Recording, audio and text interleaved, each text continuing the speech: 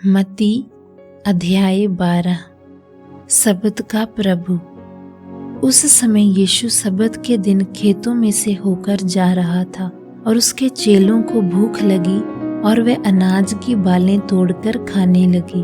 परंतु जब फरीसियों ने ये देखा तो उन्होंने उससे कहा, देख तेरे चेले वह काम कर रहे हैं जो सब्त के दिन करना विधि सम्मत नहीं है। परंतु उसने उनसे कहा, क्या तुमने नहीं पढ़ा कि दाऊद ने जब वह और उसके साथी भूखे थे तो क्या किया था, किस प्रकार वह परमेश्वर के घर में गया और भेंट की रोटी खाई, जिसे खाना ना तो उसके लिए और ना ही उसके साथियों के लिए विधि सम्मत था, परंतु केवल याजकों के लिए। या तुमने व्यवस्था में नहीं पढ़ा कि याजक सब्त के दिन मंदिर में सब्त के दिन को अपवित्र करते हैं, फिर भी निर्दोष ठहरते हैं।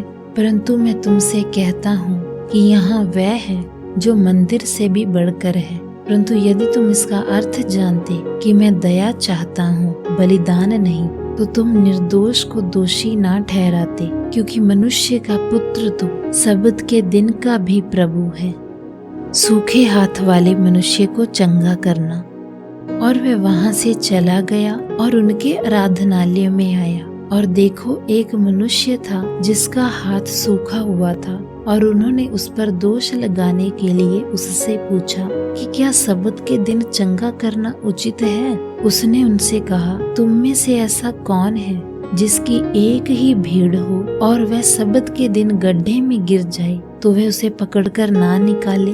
भला मनुष्य का मूल्य भेड़ से कितना बढ़कर है। इसीलिए सब्त के दिन भलाई करना विधि सम्मत है। तब उसने उस मनुष्य से कहा, अपना हाथ बढ़ा, और उसने बढ़ाया, और वह फिर दूसरे हाथ के समान अच्छा हो गया। तब फरीसियों ने बाहर जाकर उसके विरोध में सम्मति की कि उसे किस प्रकार नाश करें।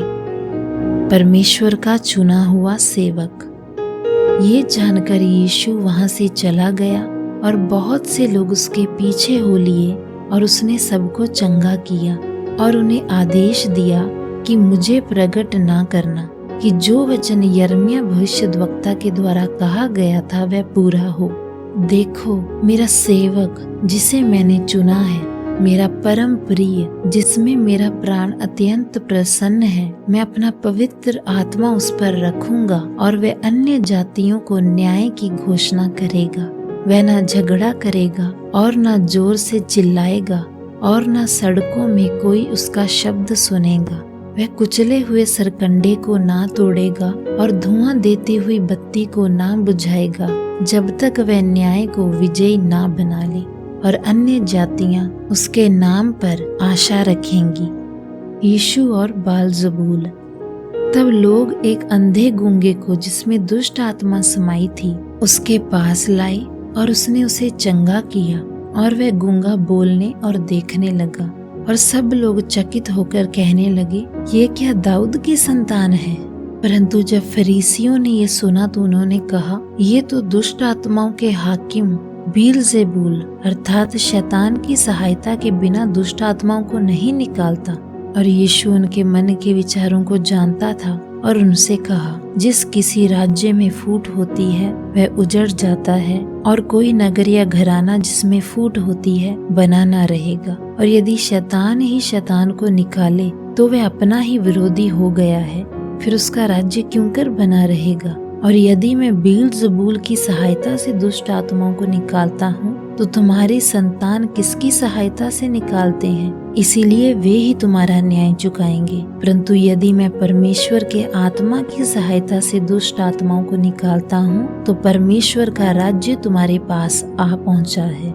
या क्यों कर कोई मनुष्य किसी बलवंत के घर में घुसकर उसका माल लूट सकता है, जब तक कि पहले उस बलवंत को ना बांध ले, और तब वह उसका घर लूट लेगा। जो मेरे साथ नहीं वह मेरे विरोध में है, और जो मेरे साथ नहीं बटोरता वह बिखेरता है। इस कारण मैं तुमसे कहता हूँ कि मनुष्य का सब प्रकार का पाप और निंदा क्षमा की जाएगी, परंतु पवित्र आत्मा की निंदा क्षमा ना की जाएगी। और जो कोई मनुष्य के पुत्र के विरोध में कोई बात कहेगा, उसका ये अपराध क्षमा किया जाएगा, परंतु जो कोई पवित्र आत्मा के विरोध में कुछ कहेगा, उसका अपराध ना तो इस संसार में और न आने वाले संसार में क्षमा किया जाएगा। पेड़ और उसका फल। यदि पेड़ को अच्छा कहो तो उसके फल को भी अच्छा कहो, या पेड़ को निकम्मा कहो तो उसके फल को भी निकम्मा कहो, क्योंकि पेड़ अपने फल ही से पहचाना जाता है। हे सांप के बच्चों, तुम बुरे होकर क्यों कर अच्छी बातें कह सकते हो? क्योंकि जो मन में भरा है वही मुंह पर आता है। एक भला मनुष्य हृदय के भले भंडार से भली बातें निकालता है, और बुरा मनुष्य बुरे भंडार से बुरी बातें निकालता है। परंतु मैं तुमसे कहता हूँ कि जो जो निकम्मी बातें मनुष्य कहेंगे, न्याय के दिन हर एक बात का लेखा देंगे, क्योंकि तू अपनी बातों के कारण निर्दोष और अपनी बातों ही के कारण दोषी ठहराया जाएगा। स्वर्गीय चिन्ह की मांग। तब कितने शास्त्रियों और फरीसियों ने उससे कहा, हे गुरु, हम तुझसे एक चिन्ह देखना चाहते हैं। परंतु उसने उन्हें उत्तर दिया कि इस पीढ़ी के बुरे और व्यभिचारी लोग चिन्ह ढूंढते हैं, परंतु योना भविष्यद्वक्ता के चिन्ह को छोड़ और कोई चिन्ह उन्हें ना दिया जाएगा। क्योंकि जैसे योना 3 दिन और 3 रात व्हेल मगरमच्छ के पेट में रहा, वैसे ही मनुष्य का पुत्र 3 दिन और 3 रात पृथ्वी के भीतर रहेगा। 99 के लोग न्याय के दिन इस युग के लोगों के साथ उठकर उन्हें दोषी ठहराएंगे, क्योंकि उन्होंने योना का प्रचार सुनकर पश्चाताप किया, और देखो, यहाँ वह है जो योना से भी बढ़कर है। दक्षिण की रानी न्याय के दिन इस युग के लोगों के साथ उठकर उन्हें दोषी ठहराएगी, क्योंकि वह सुलेमान का ज्ञान सुनने के लिए पृथ्वी की शोर से आई, और देखो, यहाँ वह है जो सुलेमान से भी बढ़कर है। अधूरे सुधार से विपत्ति। जब अशुद्ध आत्मा मनुष्य में से निकल जाती है तो सूखी जगहों में विश्राम ढूंढती फिरती है और पाती नहीं। तब कहती है कि मैं अपने उसी घर में जहाँ से निकली थी लौट जाऊंगी, और आकर उसे सूना और झाड़ा बुहारा और सजा सजाया पाती है। तब वह जाकर अपने से और बुरी 7 आत्माओं को अपने साथ ले आती है, और वे उसमें प्रवेश कर वहां वास करती है, और उस मनुष्य की पिछली दशा पहले से भी बुरी हो जाती है। इस पीढ़ी के बुरे लोगों की दशा भी ऐसी ही होगी। यीशु की माता और भाई। जबकि वह भीड़ से बातें कर ही रहा था, तो देखो, उसकी माता और उसके भाई बाहर खड़े थे और उससे बात करना चाहते थे।